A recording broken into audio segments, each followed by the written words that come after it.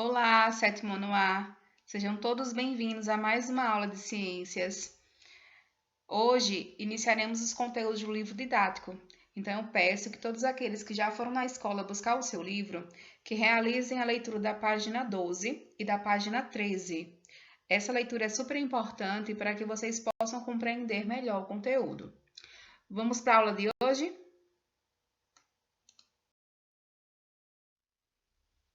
O primeiro capítulo do nosso livro, ele é intitulado como Movimentos. Inicialmente, eu quero que vocês compreendam 5 conceitos importantes: movimento, repouso, referencial, trajetória e deslocamento. A nossa aula de hoje ela vai ser voltada para esses 5 tópicos. Então, basicamente, vocês irão compreender o que são esses 5 itens super importantes para o desenrolar do nosso capítulo. Movimento. Então, movimento é a mudança de posição no decorrer do tempo em relação a um dado referencial. Para mim ter um deslocamento, eu preciso percorrer uma certa distância e também gastar um certo tempo. O repouso é quando não ocorre essa variação na posição. Então, se não vai variar a posição, também não vai ter variação de tempo. Só que um termo bem importante que vocês compreendam é que o referencial é quem determina se um corpo ele está em movimento ou se ele está em repouso. Vamos entender agora o que é esse referencial. Referencial é todo local onde o observador fixa um sistema de referência para a partir do qual estudar o movimento e repouso do objeto. O referencial vai ser aquele corpo que eu vou comparar com o outro para determinar se está ocorrendo movimento ou repouso. Digamos aqui na imagem que meu referencial será o semáforo. Então, ele vai ser o referencial nesse caso. Se eu perguntar assim agora, o homem de amarelo, ele está em movimento ou está em repouso? Sendo o referencial o semáforo. Se ele está passando no seu veículo e se distanciando cada vez mais do semáforo, ocorreu aí uma variação de posição. Ocorreu um deslocamento. Então, se ocorre esse deslocamento, o corpo ele vai estar em movimento. Então, o homem aqui de amarelo ele está em movimento, se o referencial for o semáforo. Mudando agora para o menino que está também aqui na imagem, comparando ele com o mesmo referencial. Se o referencial continuar sendo o semáforo, se eu comparar ele, o semáforo, com o menino está em movimento ou está em repouso? Então, pensem comigo. Se não houve uma variação na posição, se o menino está parado, então, nesse exato momento que o menino está parado, o menino está em repouso, porque não houve variação na posição. Agora, a partir do momento que o menino se deslocar, que ele começar a se distanciar do semáforo, aí ele estará em movimento.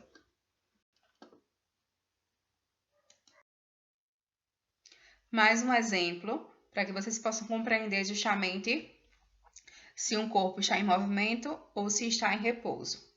Digamos agora que o referencial que eu quero definir para essa imagem é a pessoa B.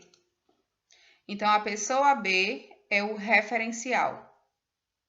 Se eu comparar a pessoa B com a pessoa A ela está em movimento ou está em repouso? Observem que a pessoa A, ela não se desloca, ela não sai de perto da pessoa B. Então, se o referencial é a pessoa B e não há um distanciamento entre elas, então a pessoa A ela está em repouso. Mas digamos agora que o meu referencial continua sendo a pessoa B e eu quero comparar agora com esse carro. Se o carro ele passa pela pessoa B e varia com relação à posição, há um certo deslocamento à medida que o tempo vai passando. Então, se o referencial for a pessoa B, esse carro vai estar em movimento. Mas digamos que o meu referencial agora não é mais a pessoa B. É uma pessoa que está aqui dentro do carro e eu quero comparar ela com o próprio carro. Então, o referencial é a pessoa. Essa pessoa, com relação ao carro, ela está em movimento ou está em repouso? Ela está em repouso, já que não houve distanciamento entre a pessoa e o veículo. Vamos agora para mais um exemplo. O que está sendo observado aqui é o caixote. E aí nós temos dois referenciais. Primeiro, o observador A e segundo, o observador B. Se eu comparar, se o meu referencial for o observador A, observem que a caixa ela vai se distanciando do observador A. Então, para o observador A, a caixa ela está em movimento. Já para o observador B, observem que não há uma distância. Essa distância ela vai permanecer a mesma. A caixa ela não vai andar, não tem como se alongar mais no caminhão. Então, a distância ela vai permanecer a mesma.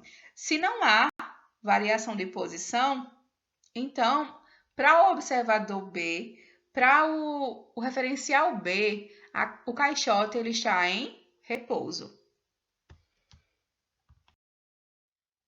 Então, eu espero que vocês tenham compreendido que para determinar se um corpo ele está em movimento ou em repouso, o que vai determinar isso vai ser o referencial.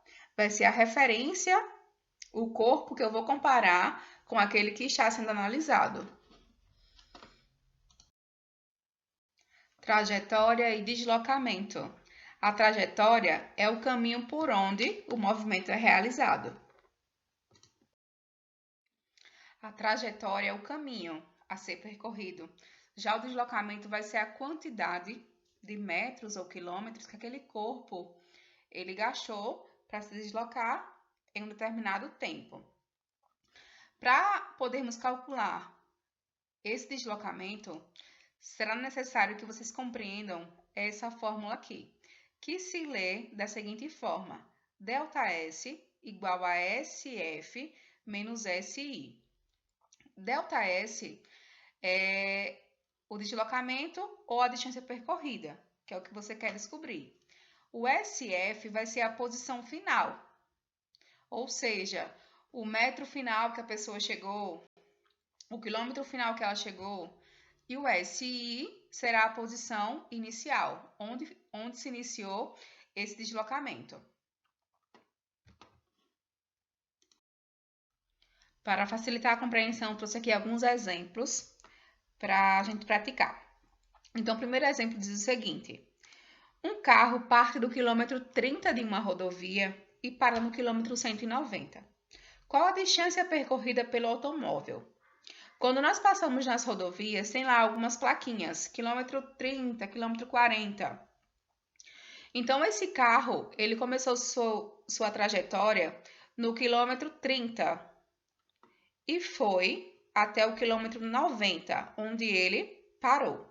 Então, sua posição inicial é o quilômetro 30 e sua posição final é o quilômetro 190.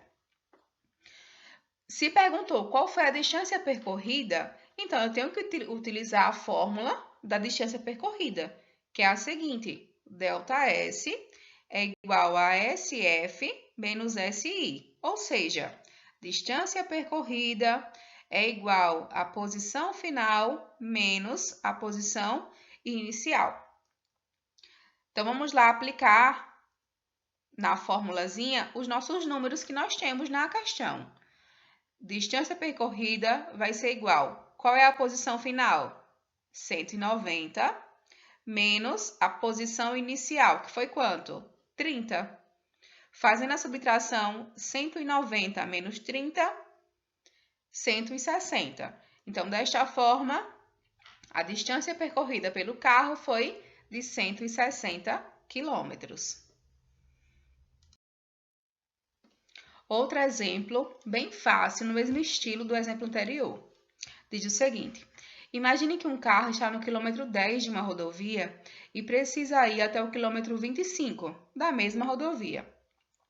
A diferença entre a posição final, que é o quilômetro 25, e a inicial, que é o quilômetro 10, é denominada deslocamento ou variação de posição. Determine essa variação. Então, a questão quer saber qual foi a variação, ou seja, qual foi o deslocamento que o carro teve, sendo que a sua posição inicial iniciou-se no quilômetro 10 e a sua posição final foi o quilômetro 25. Se quer saber a variação ou deslocamento, que é a mesma coisa, ele quer descobrir quanto vale esse ΔS, que é a mesma coisa que deslocamento ou variação. Posição final foi quanto? 25. Posição inicial, 10. Então, fazendo a subtração de 25 menos 10, 15. Então, o carro teve um deslocamento ou uma variação de 15 quilômetros. Então, pessoal, espero que vocês tenham compreendido os 5 conceitos da aula de hoje: movimento, repouso, referencial, trajetória e deslocamento. Vamos agora praticar através dos exercícios e, em caso de dúvida, estou à disposição de vocês. Grande abraço!